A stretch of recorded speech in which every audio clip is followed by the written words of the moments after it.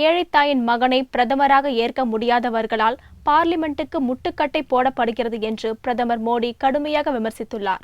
கோவையில் பல்வேறு நிகழ்ச்சிகளில் பங்கேற்க வருகை தந்த பிரதமர் நரேந்திர மோடி பீளமேடு கொடிசா அரங்கத்தில் நடந்த பிரம்மாண்டமான பொதுக்கூட்டத்தில் பங்கேற்று பேசினார். முந்தைய ஆட்சி காலங்களில் தொடர் ஊழல்கள் நடந்ததால் இளைஞர்கள் நிர்கதியாக விடப்பட்டதாக காங்கிரஸ் ஆட்சியை சாடிய மோடி, பாரதிய ஜனதாவின் 1.5 ஆண்டு ஆட்சியில் நாட்டு மக்களுக்கு நம்பிக்கை பிறந்திருப்பதாக பெருமிதம் தெரிவித்தார். டீ விற்றவன் ஒரு ஏழை தாயின் மகன் பிரதமராகி விட்டதை பொறுக்க முடியாமலும் தனது நிர்வாகத்தை ஏற்க மறுப்பதாலும் ஊழலை அறவே ஒழிக்க நடவடிக்கை எடுத்து வரும் தன் மீதான கோபத்தாலும் பார்லிமென்ட்டை நடத்த விடாமல் எதிர்க்கட்சிகள் முட்டுக்கட்டை போடுவதாக மோடி கடுமையாக விமர்சித்தார்.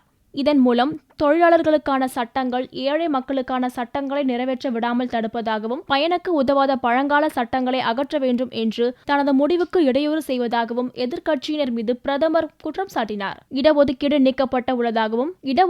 நீக்கப்பட உள்ளதாக பொய்யான தகவலை பரப்பி வருவதாகவும் எதிர்க்கட்சியினரை சாடிய மோடி, அம்பேத்கர் பெயரும் புகழும் நிலைத்திருப்பது போல இடஒதுக்கீடு நிலைத்திருக்க வேண்டும் என்றார். தொழில் முனைவோராக வேண்டும் என்ற கனவை செயல்படுத்துவதில் இளைஞர்களுக்கு தனது அரசு உதவும் என்றும், மேக் இன் இந்தியா திட்டம் இளைஞர்கள் மத்தியில் வேலை வாய்ப்புகளை உருவாக்கி தரும் என்று கூறிய மோடி, இடைத்தரகர்கள் தலையீடின்றி ஜன்தன் யோஜனா மூலம் விவசாயிகள் தற்போது நேரடியாக பணம் பெறுவதாகவும் பெருமிதம் தெரிவித்தார்.